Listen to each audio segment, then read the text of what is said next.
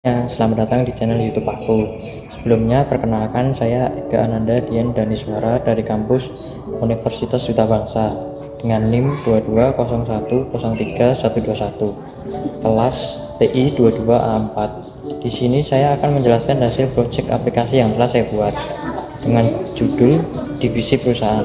Tanpa basa-basi, langsung aja kita menuju codingannya ya. Oke, sekarang kita akan masuk ke dalam codingannya. Nah, sebelumnya saya akan menjelaskan isi codingan yang telah saya buat. Yang pertama, codingan baris 1 sampai 4, yaitu berisikan untuk mendefinisikan beberapa header file yang akan digunakan dalam program yang saya buat, yaitu IOStream, string, vektor, dan algoritma.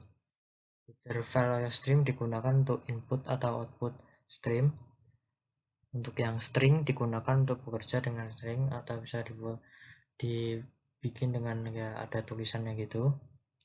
Vektor digunakan untuk bekerja dengan vektor dinamis, dan algoritma digunakan untuk beberapa fungsi algoritma seperti yang saya pakai adalah find.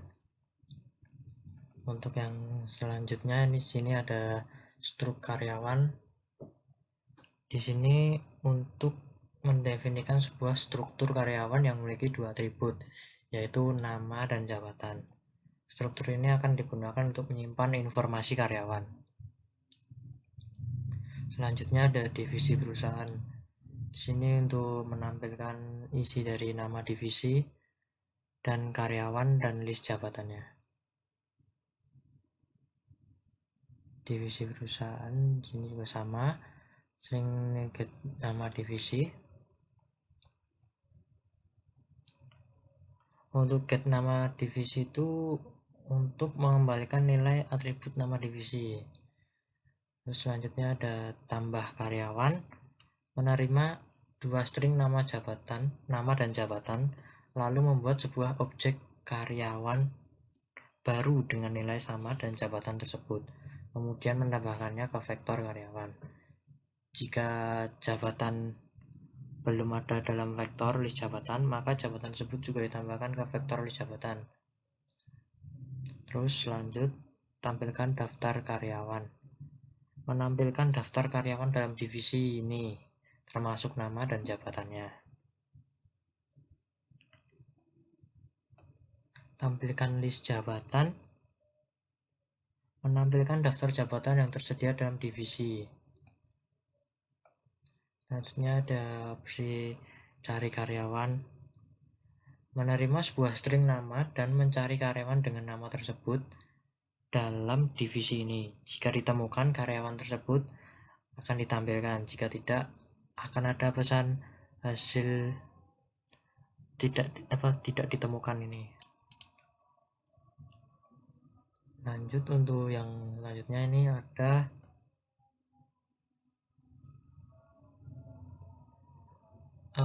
divisi perusahaan. Ini daftar divisinya ada 3 ini. Ada divisi produksi, divisi keuangan, divisi pemasaran, untuk menampilkan isi dari daftar divisi. Lanjut, nanti ada tampilan awalnya akan seperti ini. Untuk menunjukkan tampilan di string nama, jabatan, terus cout ini. Terus ini untuk menunya ada 1, 2, 3, 4, 5, 6 dan angka 0 untuk keluar. Itu untuk opsi mengisi pilihan. Nah, yang di sini adalah untuk tampilan dari isi cache ini. Misalnya ada menu 1, di sini ada cache satunya berisikan daftar divisi perusahaan. Nah, akan seperti ini. Cache 2 juga tambah karyawan. Isinya ada masukkan nama divisi, kedua masukkan nama karyawan, ketiga masukkan jabatan karyawan, keempat karyawan berhasil ditambahkan. Untuk cache 3-nya di sini tampilkan daftar karyawan di divisi. Nanti isinya akan ada masukkan nama divisi. Terus tampilkan daftar karyawan seperti ini, divisi dengan nama apa. Terus kalau tidak ini akan muncul tidak ditemukan. Terus keempat adalah tampilkan list jabatan. tampilkan list jabatan. Di sini ada untuk pertama nanti masukkan divisi, nama divisinya terlebih dahulu. Terus jika udah nama divisi, jika ketemu nanti akan ditampilkan, jika tidak ketemu akan muncul tulisan tidak ditemukan. Untuk case 5 sini untuk pencarian karyawan di divisi tersebut. Nah, nanti isinya akan masukkan divisi, terus nanti mengisikan nama karyawan yang akan mau dicari. Jika ditemukan akan mengisi divisi dengan nama apa-apa. Jika tidak ditemukan akan muncul pesan tidak ditemukan. Untuk yang case 0 itu keluar, opsi untuk keluar dari menu. Nanti akan ada pesan terima kasih telah menggunakan aplikasi informasi divisi perusahaan dari kita. Atau jika di luar dari pilihan option yang ada 1, 2, 3, 4, 5 dan 0, pilihan tidak valid, jangan coba lagi seperti ini. Nah, itu nanti akan terus, program akan terus berjalan sampai pilihan pengguna adalah 0, yaitu keluar. Program ini memungkinkan pengguna untuk mengelola informasi divisi perusahaan, menambahkan karyawan, menampilkan daftar karyawan dan jabatan, serta mencari karyawan berdasarkan nama. Mungkin penjelasannya sampai di situ dulu. Oke, selanjutnya kita akan mencoba untuk mengeksekusi hasil programnya. Kita compile and run. Nah, di sini adalah tampilan awalnya akan seperti ini. Selamat datang di aplikasi divisi PT Jaya Bersama. Berikut adalah menunya.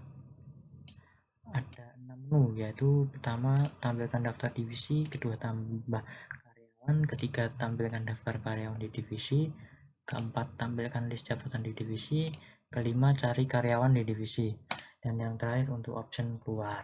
Coba kita isikan pilihannya, tampilkan daftar di divisi terlebih dahulu. Nah, daftar divisi perusahaan ini terdapat ada 3 divisi, yaitu produksi, keuangan, pemasaran. Oke, coba kita karyawan,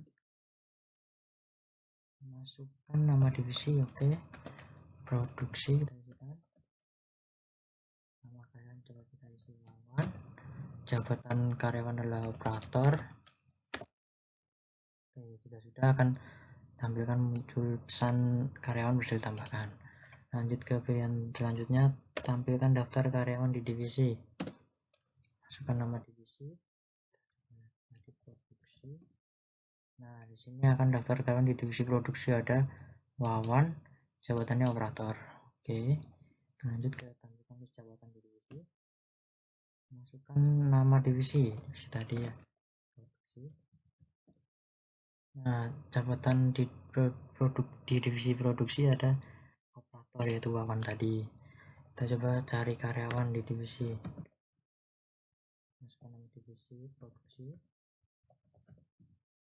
masukkan nama karyawan yang dicari. Coba kita cari yang namanya Wawan. Oke, ada di sini hasil pencariannya, nama Wawan, jabatan operator. Jika sudah, kita coba ingin keluar. Nah, nanti akan ada pesan terima kasih telah menggunakan aplikasi informasi divisi perusahaan.